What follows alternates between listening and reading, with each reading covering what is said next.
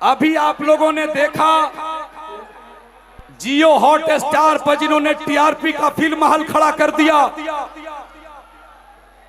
जियो hot star पे जिनके धमाल से एक बार फिर भोजपुरी खड़ी हुई, राजनीति में आए तो बिहार की माटी को सुवासित किया। एक गाना ने तो इतना तहलका मचा दिया, ई सावन ना बाबा के नैनवा बरसता, ई सावन ना बाबा के नैनवा बरसता। और एक और बड़ा धमाका गीत होगा जो आज अनाउंस करेंगे भैया। लेकिन आप लोगों ने टीआरपी किंग बनाया जिन्हें, उस शख्सियत को माइक दे रहा हूं।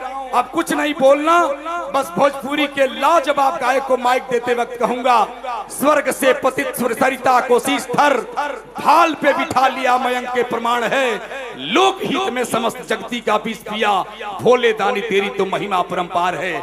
एक विश्वनाथ हैं जो सबके नाथ हैं, और भोजपुरी के विश्वनाथ पवन सिंह।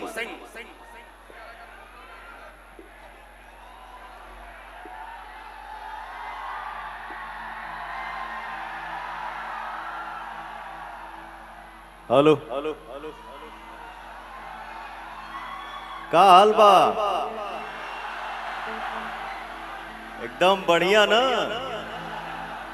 क्या बात है। मंच के सामने जे भी हमार भाई भैया गार्जियन आप लोग बैठल बनी जा, सबके पैर छू के प्रणाम करत तनी और दिल से धन्यवाद देतानी अपने बड़े भैया सुड्डू भैया के और हमार बड़का भैया पूर्व सांसद माननीय श्री धनंजय सिंह जी के, जिकरा वजह से पवनमा के आप सबके बीच में आवे के मौका मिलल। तो हे भैया, आप लोग हमार भगवान हैं। ये मंच के माध्यम से पवन आप सब भैया चाचा माता बहन के पैर छू के प्रणाम करतनी, एगो ताली बजा के आशीर्वाद दे दी जा।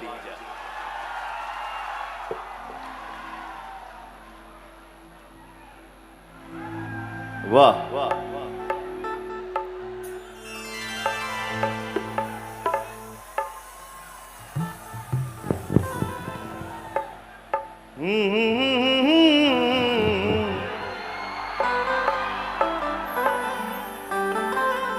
यही तो बात है।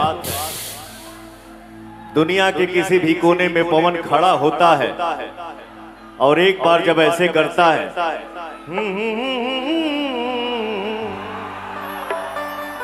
और हमारा भोजपुरिया संसार ऐसे ही गरज देता है भैया। मनवा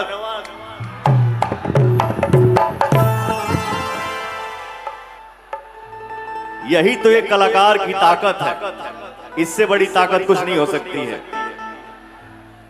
बसे ब्रह्मा बसे विष्णु, लव यू रे हमार भाई।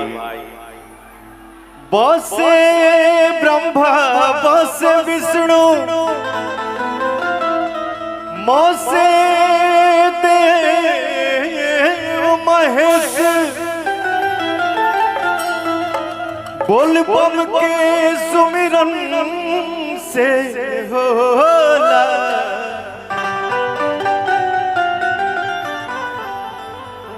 भक्ति के श्री गणेश। नमः पार्वती पतये हर हर महादेव।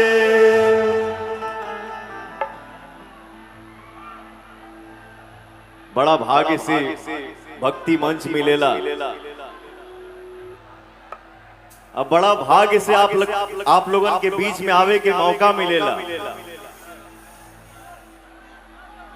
तो सबसे पहले एगो हमार देवी गीत बा, हमार माई बहन बैठल बाड़ी जा। एकरा बाद शंकर भगवान के भजन हुई आप सबके साथ चाहिए और आशीर्वाद चाहिए। ओम जयंती मंगला काली, ओम जयंती मंगला काली, भद्र काली कपालिनी,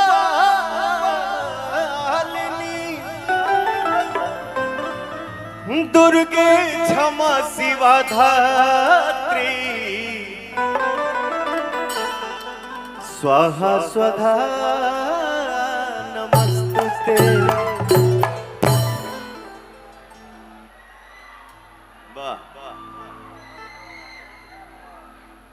प्रेम से बोली बाबा भद्रेश्वर नाथ के।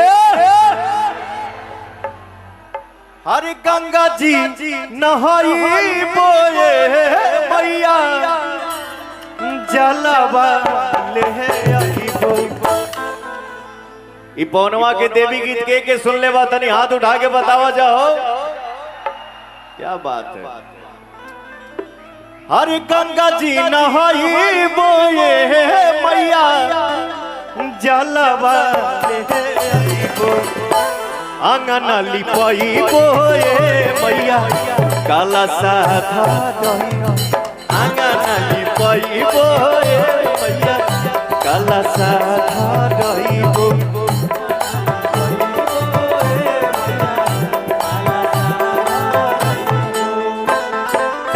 गंगा जी नहाई बोए मैया, जलवा ले आईबो।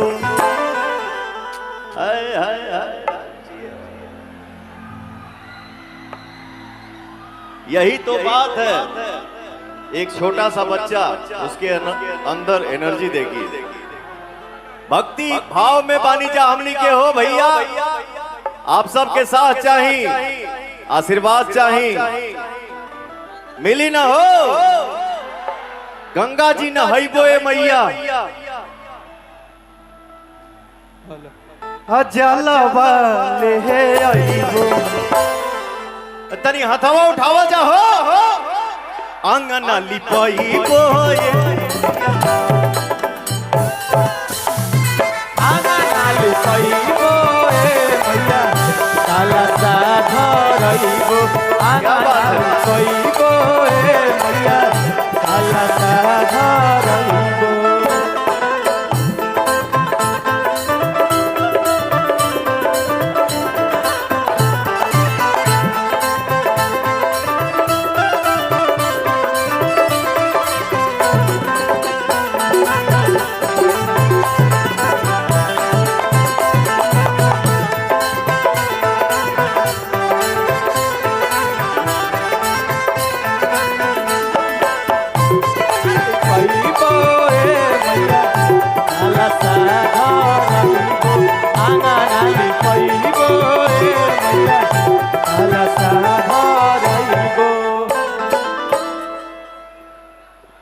ये मेरा कितना बड़ा सौभाग्य है कि कुछ भाई हमार फोटो बनौले बने जा हमरे अम्मा के साथ। लव यू मेरा भाई, लव यू। आप सबसे जरूर मिलूंगा, ठीक है। तने दो चार ठो भजन गा ली राजा, रुकबा तने समय देबा, गाई कि ना गाई। हरे मालिनी बोलाई बोए मैया, और हाउल महामाई बो। अरे माली कौन धुआं छोड़ा करे, कम करो, धुआं मत छोड़ो।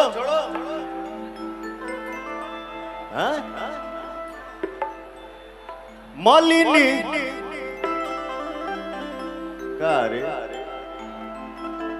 मालिनी बोलाई बोए भैया, अढ़ौल महंगाई बो। ओही अढ़ौल हवाए मैया,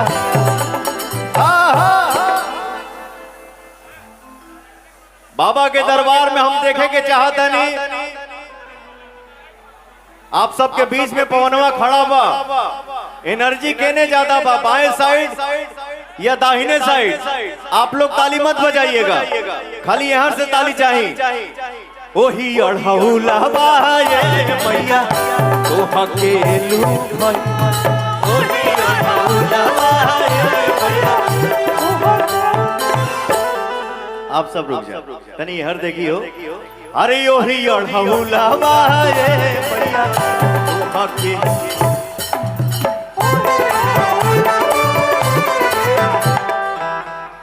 तो भक्ति भाव में भैया चारों तरफ से यही एनर्जी चाहिए, नहीं चारों तरफ से हो ओही अढ़ौला बाए।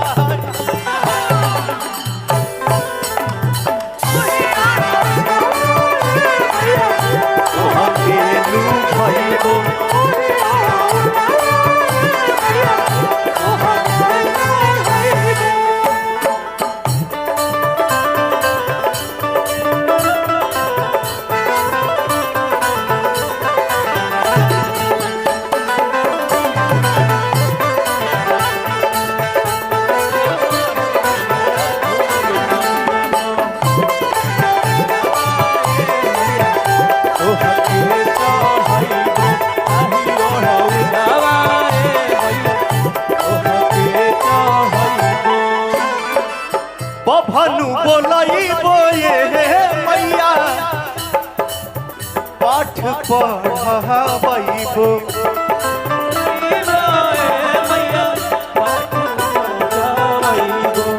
बभनु बोलई बोए मैया पाठ पढ़ाबो, हवन करई बोए मैया। पवनवा देवी गीत का होता, हमार माई बहन बैठल बड़ी जा, तनी आप लोग ताली बजा दो जा। अरे हो मामा जरई बोए मैया पठावा पढ़ाई,